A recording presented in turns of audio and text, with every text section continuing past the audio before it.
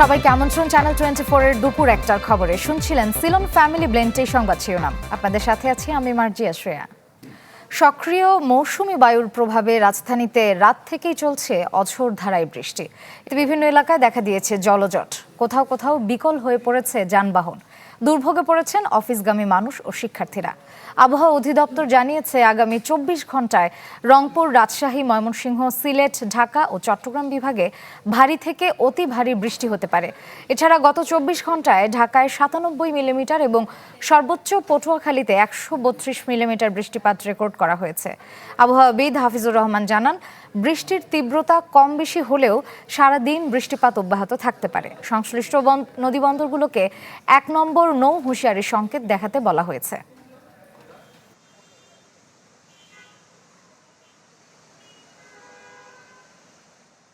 প্রচণ্ড রকম ভোগান্তিতে অফিসে আসছি, প্রচণ্ড রকম পানিতে ভিজে ভিজে পানি দিয়ে আসছি। এখন আমার আর মেয়ে পরীক্ষা দিতে যাইবে, এই কারণে আমি চলে আসছি। এখন আইসো পারি না, হের পরীক্ষা বন্ধ, এখন ওইটা আনতে যাই। মানুষের চরম বিপদ আছে, যেমন প্রত্যেকটা জায়গা দেখেন, স্কুল, কলেজ, হাসপাতাল থেকে শুরু করে মানুষের চরম একটা ভোগান্তিতে রয়েছে।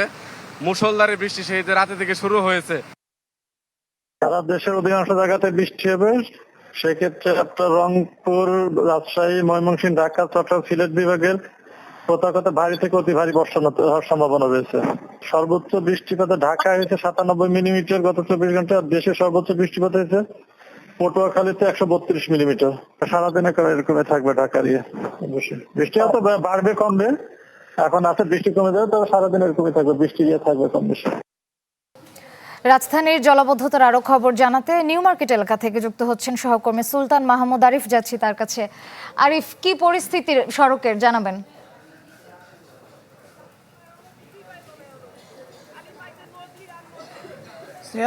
গত কয়েকদিন ধরে টানা যে বৃষ্টির কারণে জলাবদ্ধতা তৈরি হয়েছে।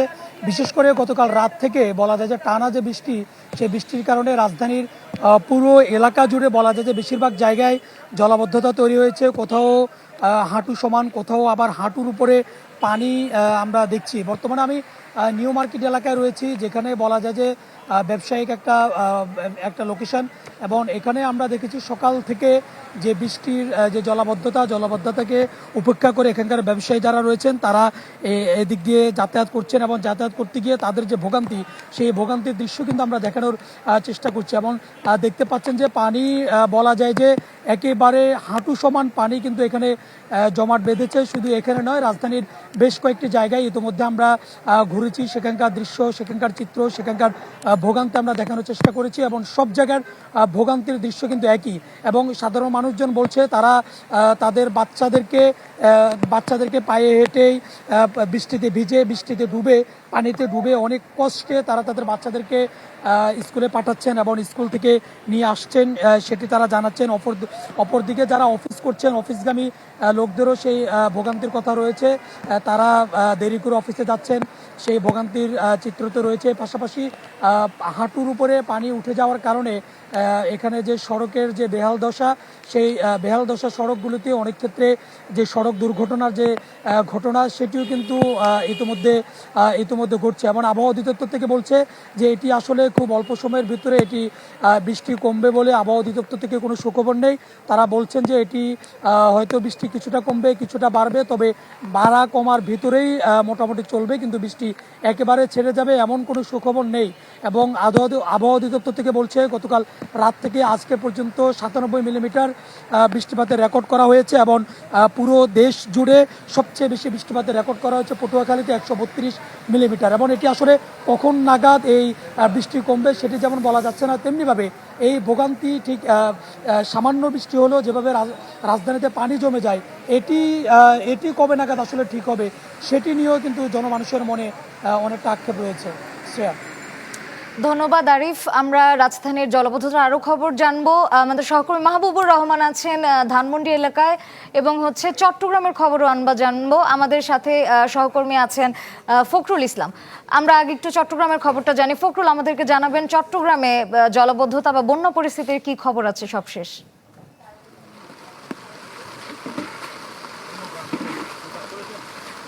শ্রেয়া, আমরা এই মুহূর্তে আছি চট্টগ্রামের সাতকানিয়া উপজেলায়। চট্টগ্রামের যে নগরের বাইরে যে কটি উপজেলাতে সবচেয়ে বেশি পানি জমেছে বা বেশি বৃষ্টিপাত হয়েছে তার অন্যতম হচ্ছে সাতকানিয়া। সাতকানিয়ার আমরা আছি নলুয়া ইউনিয়ন, এটি সাতকানিয়া উপজেলার মধ্যে সবচেয়ে বেশি ডুবন্ত একটি জনপদ। এই জনপদের পূর্ব ঘাটিয়াডাঙ্গা এলাকায় যাচ্ছি আমরা। সেখানে আমরা যে নৌকায় চড়ে সে এলাকায় যাচ্ছি। এই নৌকাতে চট্টগ্রাম নগর থেকে একদল স্বেচ্ছাসেবক এসেছেন, তারা ত্রাণ সামগ্রী নিয়ে যাচ্ছেন। সাইফুল এন্টারপ্রাইজ নামের একটি প্রতিষ্ঠান থেকে 500 পরিবারের জন্য এই ত্রাণ সামগ্রীগুলো নিয়ে যাওয়া হচ্ছে। উদ্যোক্তারা জানিয়েছেন যে 10 ধরনের পণ্য রয়েছে, যার মধ্যে শুকনো খাবার রয়েছে কয়েকটি। তো আসলে চট্টগ্রামের যে পরিবেশ পরিস্থিতি, এটি আমরা একটু ক্যামেরার সাহায্যে দেখাতে চাই যে আসলে একটি ছবি অনেক কথা বলে শ্রেয়া।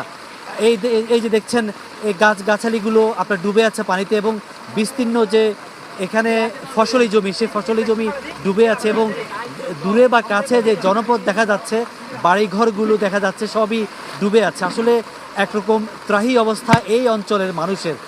সাতকানিয়া, চন্দনাইশ, লোহাগাড়া এবং সেখানে এই উপজেলাগুলোতে ব্যাপক সংখ্যক এলাকা ডুবে আছে। মানুষজনের কষ্টের সীমা নেই। এর মধ্যে খাবারের সংকট।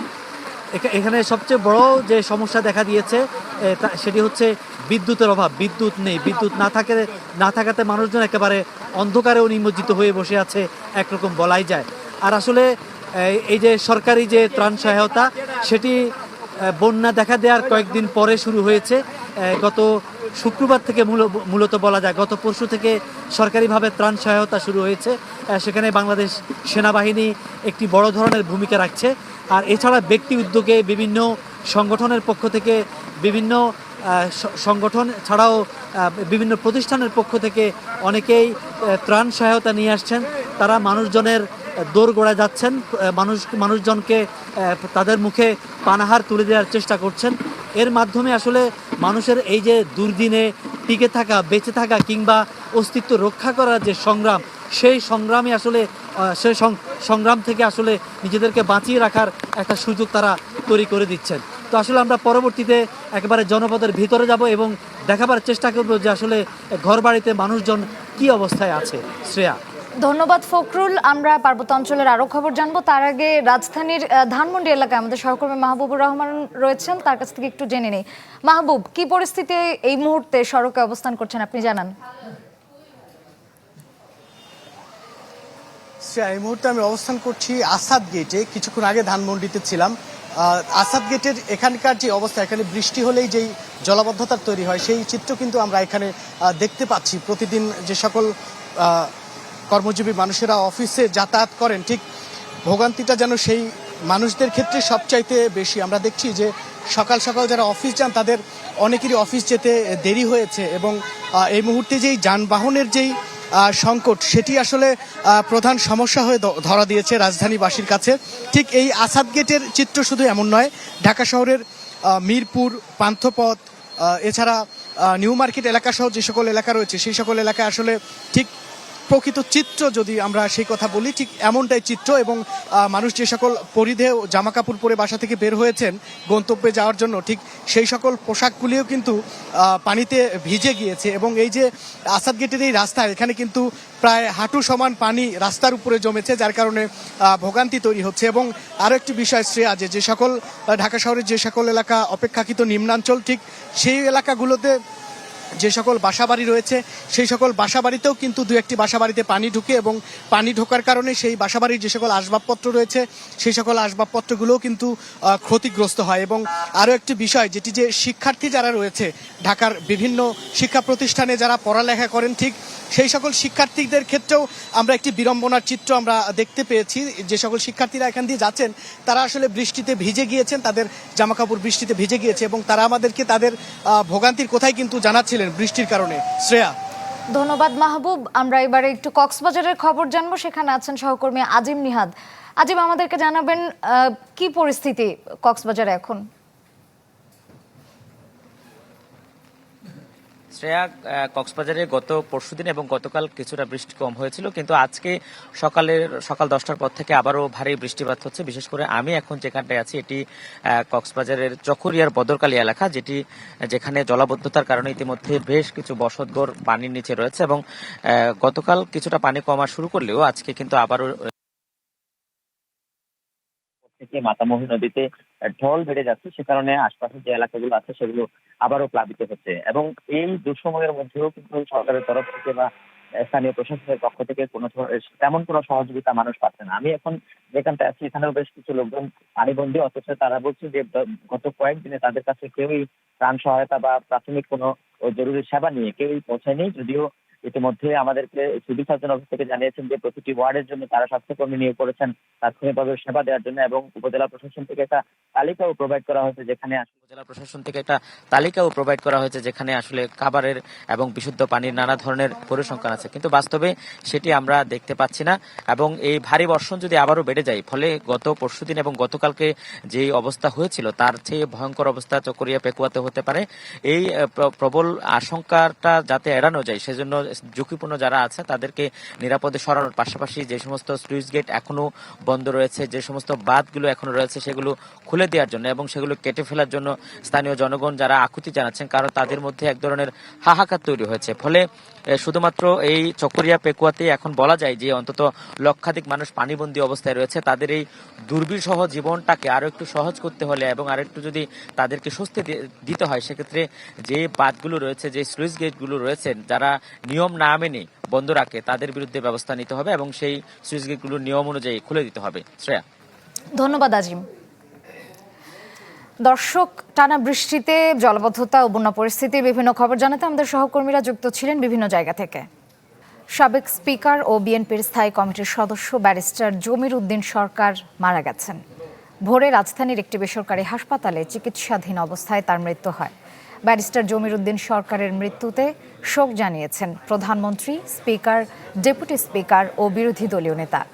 বাদ জোহর ধানমন্ডির তাকুয়া মসজিদে প্রথম এবং আসরের নামাজের পর সংসদ ভবনের দক্ষিণ প্লাজায় অনুষ্ঠিত হবে তার দ্বিতীয় জানাজা। এরপর সংসদের পাশে নির্ধারিত চত্বরে তাকে সমাহিত করা হবে। বিএনপির প্রতিষ্ঠাকালীন সদস্য ছিলেন প্রবীণ এই রাজনীতিবিদ।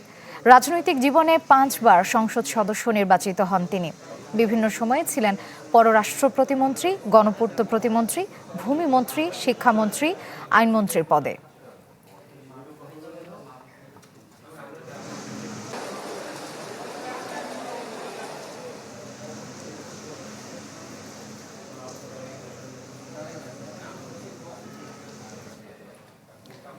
সাবেক স্পিকার ব্যারিস্টার জমির উদ্দিন সরকারের প্রথম জানাজা হবে ধানমন্ডির তাকুয়া মসজিদে। সেখানে আছেন সহকর্মী মুহাজির হক, বিস্তারিত জানবো তার থেকে। মুহাজির, এখন পর্যন্ত কোনো রাজনৈতিক ব্যক্তিত্ব কি উপস্থিত হয়েছেন জানাজায় অংশগ্রহণের জন্য?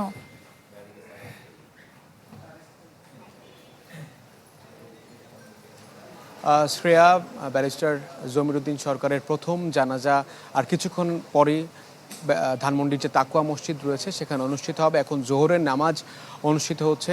কিছুক্ষণ আগেই তার মরদেহ ধানমন্ডির তার বাসস্থান থেকে এখন মসজিদে নিয়ে আসা হয়েছে, আর কিছুক্ষণ পরেই সেটা অনুষ্ঠিত হবে। তবে আজকে আপনি জানেন সকাল থেকেই বৈরী আবহাওয়ার জন্য আমরা সবাই বেশিরভাগই আমাদের বেগ পেতে হয়েছে, যেটার রেশ আমরা এখানে এসেও দেখেছি। এবং একই সাথে তার যে 2 ছেলে রয়েছেন, তার পরিবারের সদস্যরা রয়েছেন, তাদের সঙ্গে আমরা কথা বলেছি। তার এই প্রথম জানাজার অনুষ্ঠিত হবার পর বিকেলে তাকে সংসদের দক্ষিণ প্লাজায় যে জানাজাটা হবার কথা রয়েছে সেটি হবে, কিন্তু পঞ্চগড়ে তার জন্মস্থান, সেখানে আসলে নিয়ে যাওয়া হচ্ছে না। এটার জন্য তার স্বজনরা কিছুটা আক্ষেপ করেছেন এবং প্রত্যাশা করা হচ্ছে যে সংসদের যে দক্ষিণ প্লাজা রয়েছে সেখানে বিকালে যে জানাজাটা হবে সেখানে রাজনৈতিক যারা রয়েছেন, রাজনৈতিক নেতাকর্মী যারা রয়েছেন তারা উপস্থিত হবেন। এখানে ধানমন্ডিতে মূলত তার স্বজন, আত্মীয় যারা রয়েছেন এবং তার দীর্ঘদিনের যারা সহকর্মী রয়েছিলেন কোর্টে, বিশেষ করে আজকে হাইকোর্টেও কিন্তু একটা জানাজা হবার কথা ছিল শ্রেয়া, এবং সেখানেও বৃষ্টির জন্য সেই হাইকোর্টের জানাজাটাও কিন্তু আর হয়নি। আমরা তার স্বজনদের সঙ্গে যখন কথা বলি তখন এই ব্যাপারটাও তার আসলে বলেন। এবং পঞ্চগড়ে তার অনেক জনপ্রিয়তা, তিনি দীর্ঘদিন স্পিকার ছিলেন, ভারপ্রাপ্ত রাষ্ট্রপতির দায়িত্ব পালন করেছেন, মন্ত্রিসভার সদস্য ছিলেন, বিভিন্ন মন্ত্রণালয়ের মন্ত্রী ছিলেন, তার অসংখ্য শুভাকাঙ্ক্ষীরা কিন্তু ছিলেন এবং প্রত্যাশা করছিলেন পঞ্চগড়ে হয়তোবা তার মরদেহটা যাবে। কিন্তু এই বৈরী আবহাওয়ার জন্য সেটা আর সম্ভব হচ্ছে না। আর কিছুক্ষণ পরে আসলে শ্রেয়া জানাজাটা অনুষ্ঠিত হবে, আমরা হয়তো বা দর্শকদের সেটা দেখাতে পারবো। এই ছিল এখন পর্যন্ত আমার কাছ থেকে সবশেষ খবরাখবর। ধন্যবাদ মুহাজির। দর্শক, সরাসরি যুক্ত ছিলাম ধানমন্ডির তাকওয়া মসজিদে। সরকারি চাকরিতে 25 বছর পূর্ণ হওয়ার আগে স্বেচ্ছায় পদত্যাগ করলে পেনশন সুবিধা পাওয়া যাবে না, এই বিধান বহাল রেখেছেন আপিল বিভাগ। হাইকোর্টের বিপরীত রায় বাতিল করে সর্বোচ্চ আদালত বলেছেন, সরকারি চাকরি কেবল স্বল্পমেয়াদী কর্মসংস্থান নয়, এটি শৃঙ্খলা, ধারাবাহিকতা, জবাবদিহিতা ও দীর্ঘমেয়াদী প্রাতিষ্ঠানিক অঙ্গীকারের একটি পেশা। আদালতের মতে 25 বছরের আগে পদত্যাগ করেও পেনশন দিলে অকাল চাকরি ছাড়ার প্রবণতা বাড়তে পারে, জনবল পরিকল্পনা ব্যাহত হতে পারে এবং অভিজ্ঞ কর্মকর্তাদের ধরে রাখা কঠিন হয়ে পড়বে। গত 11 মার্চ দেয়া এ রায়ের 28 পৃষ্ঠার পূর্ণাঙ্গ অনুলিপি 9 জুলাই প্রকাশিত হয়েছে।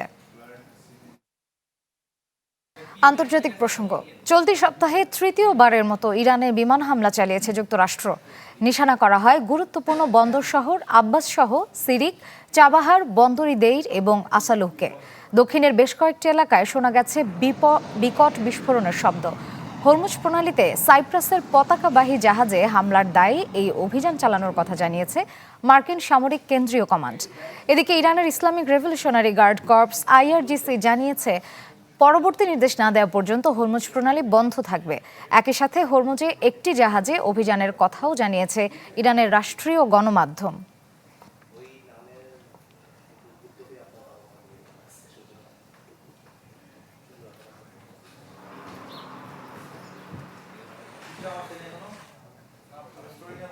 এই ছিল দুপুর 1টার খবর। এতক্ষণ যারা সাথে ছিলেন সবাইকে ধন্যবাদ।